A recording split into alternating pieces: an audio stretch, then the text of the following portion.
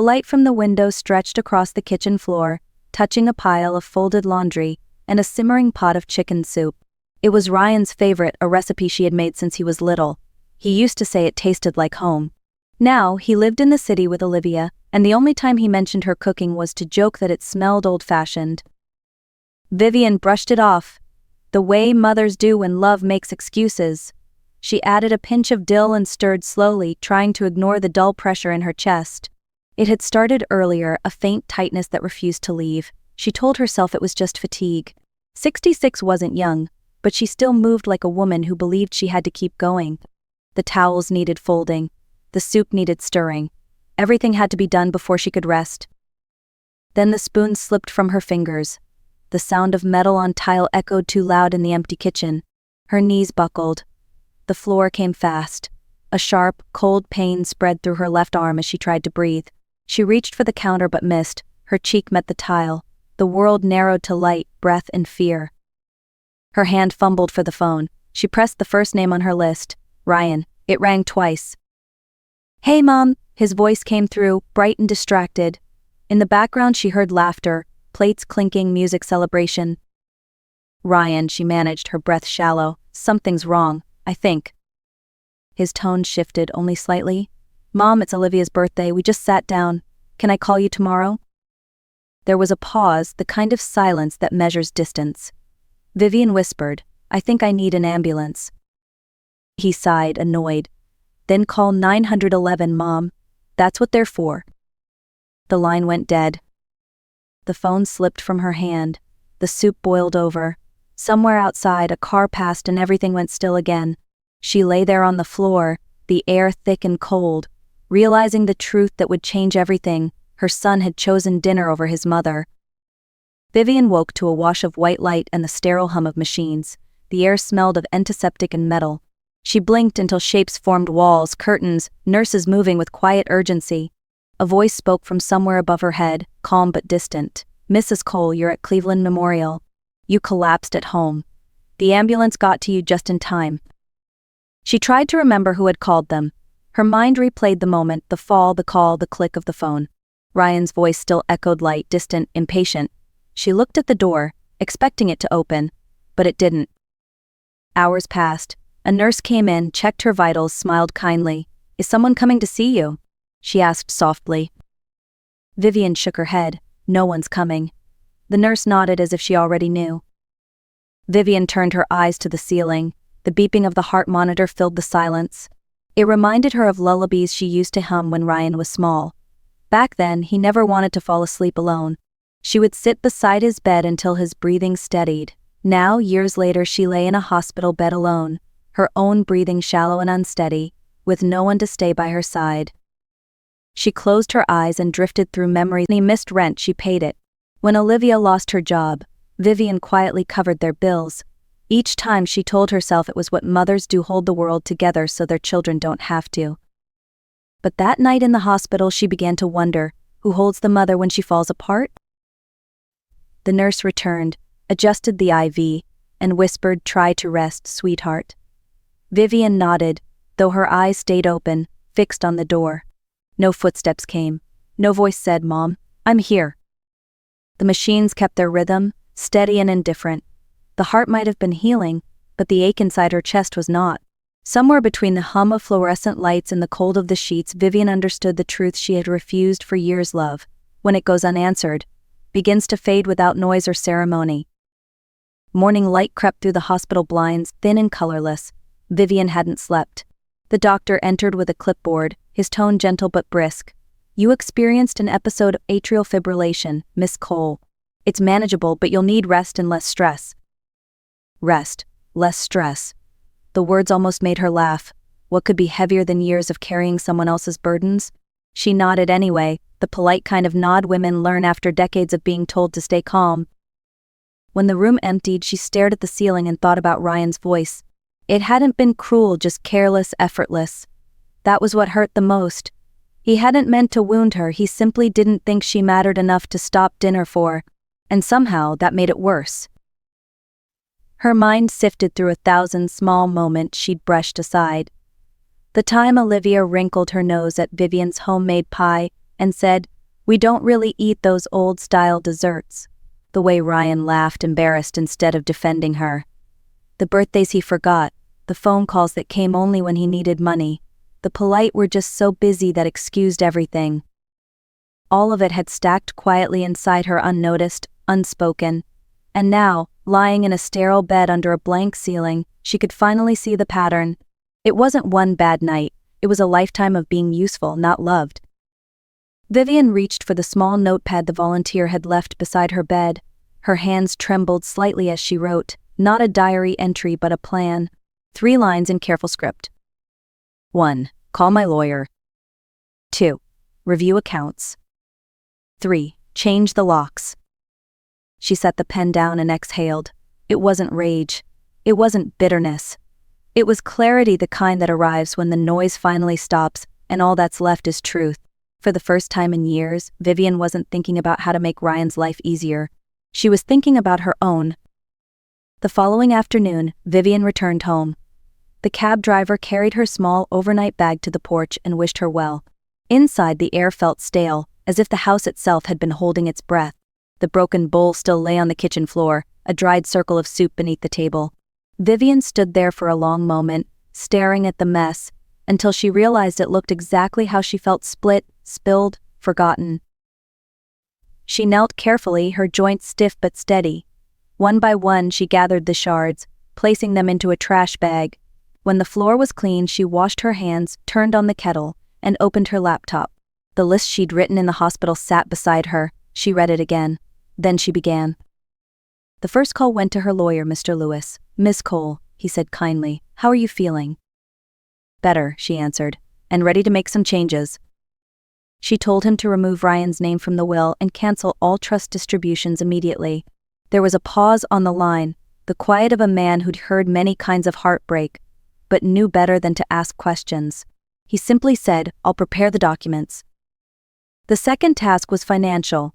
Vivian logged into her accounts, canceled the automatic rent transfer Ryan had relied on for months, and halted the payments she'd been making toward their credit card. Each click felt like undoing a knot tied years ago. The third task was small but symbolic. She opened the drawer by the front door and found the spare key Ryan used to let himself in without knocking.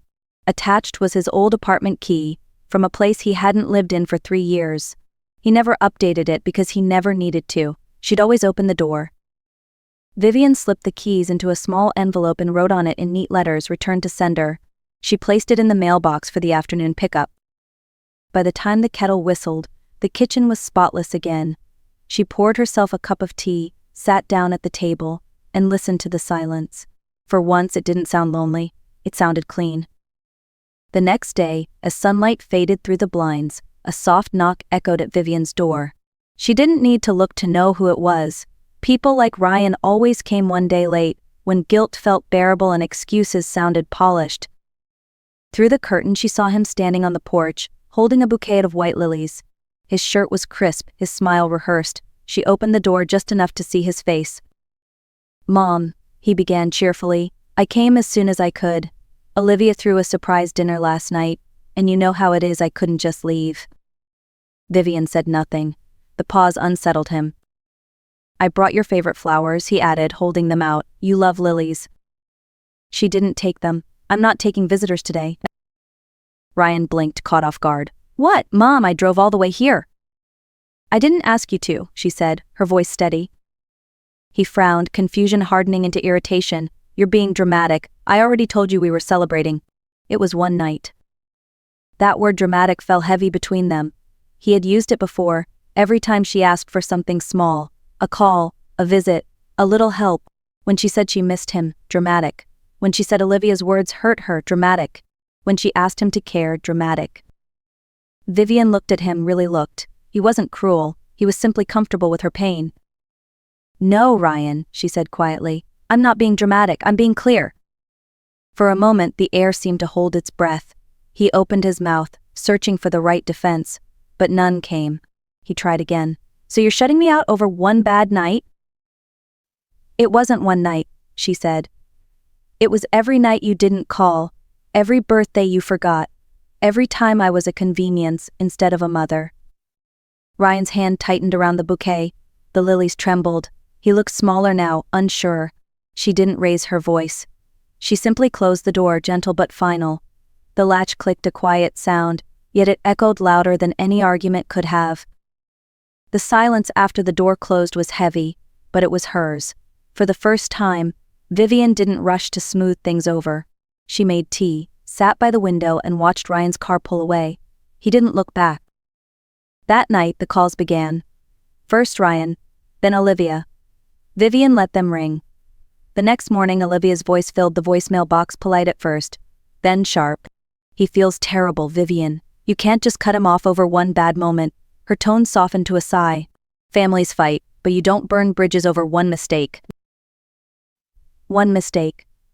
Vivian almost laughed. It wasn't one. It was 1,000 small cuts, and this time, she wasn't going to bleed quietly. More messages followed. Ryan's voice, frustrated now. Mom, this is unfair. You're blowing things out of proportion. Katie, he caught himself. Olivia's been crying for days. We're worried about you. Vivian knew the rhythm well, guilt dressed up as concern. Then came the texts. Dad would have been disappointed. You're the one tearing this family apart. We've always supported you, and this is how you repay us. But none of them said the words that mattered. I'm sorry I didn't come. That absence said everything. They didn't miss her. They missed her usefulness. Vivian deleted the messages one by one. The silence that followed wasn't empty, it was steady, like air returning after a storm. She realized how much energy she had spent managing other people's emotions, patching every hole they created. Now the holes could stay. They weren't hers to fix. By evening, she'd stopped checking her phone. The kettle hissed softly. The house, though quiet, didn't feel hollow anymore. It simply felt honest. 3 days passed before anyone came to the door again. The sun was warm that morning, the kind that made the air shimmer over the sidewalks. Vivian had gone for a slow walk around the neighborhood, her first since the hospital.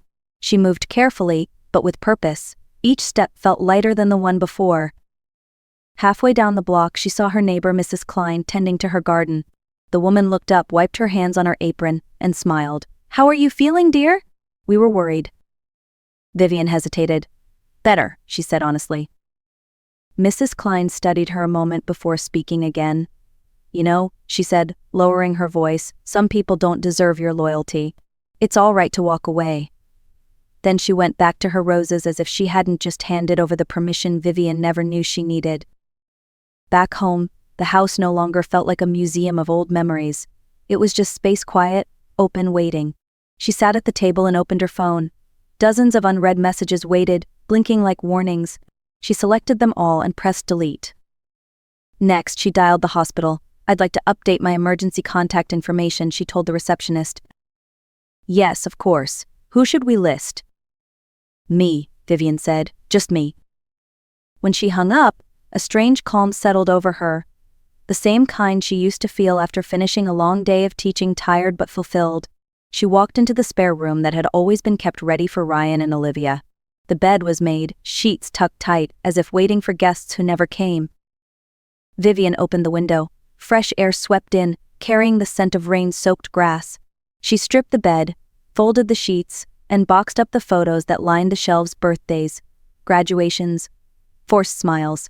She didn't throw them away, just moved them aside. Then she set a small plant on the windowsill, placed a notebook on the desk, and sat down to write the first sentence of a new story. The day I stopped being his mother was the day I became myself. That evening the rain returned, gentle at first, then steady, tapping against the window beside Vivian's chair. She wrapped her hands around a cup of tea and let the steam rise to her face. The house, once filled with noise and expectation, now held only the rhythm of rain and her own breathing. When the mail arrived the next morning, a small envelope rested on top of the pile. No return address. Inside was a simple card written in neat, unfamiliar handwriting. I saw you at the hospital that night. You were sitting alone in the waiting room. You offered me a blanket while I waited for my mother. You told me I wasn't alone. You mattered to a stranger. I thought you should know. Vivian read it twice, her eyes blurred, not from sadness but from something softer, recognition. Maybe life had a way of returning kindness when you least expected it. She placed the card in the drawer beside her bed. Later that day, another message came from Ryan, just one line. "I don't know who you are anymore." Vivian smiled. For the first time in her life, she agreed with him. She didn't know this woman either, not the one who begged for love or waited for calls. This new version of herself was quieter, stronger, and finally at peace.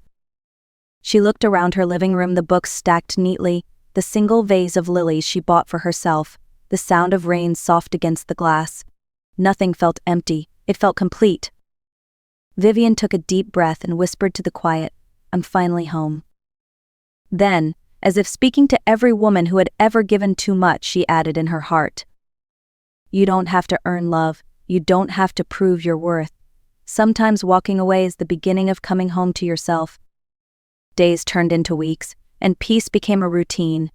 Vivian found herself waking earlier, not because she had to, but because mornings finally felt like hers. She brewed her coffee, opened the window, and watched the sun spill over the quiet neighborhood. There was no sound of her phone ringing, no buzzing notifications, and no sense of waiting for anyone. She began to write daily, little reflections at first, memories of her students, stories about the seasons, thoughts she'd never had time to think before. Some days she wrote about forgiveness, other days about the art of letting go. Her words didn't seek pity. They sought freedom. Neighbors stopped by occasionally, offering cookies or conversation. Vivian welcomed them kindly, but she never filled the silence just to avoid it. She had learned that quiet was not loneliness, it was healing.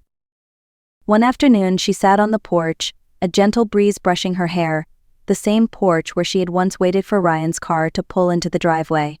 Now, she watched the world without expectation. A group of children played down the street, their laughter echoing softly, reminding her that life keeps moving, even after heartbreak. Vivian smiled, her heart steady, her soul unburdened. She wasn't angry anymore. She didn't need revenge in the way people imagined. Her revenge was peace, boundaries, and self-respect, the kind that no one could take away again. As the screen fades, her voice lingers, calm and clear. If you've ever felt invisible, remember this: you are seen, you are enough, and you are allowed to start over, no matter how long it takes. If this story touched you, share it with someone who needs the reminder. Tell us where you're watching from, and don't forget to subscribe to The Art of Revenge, where every story reminds us that the quietest strength is the one that never needs to shout.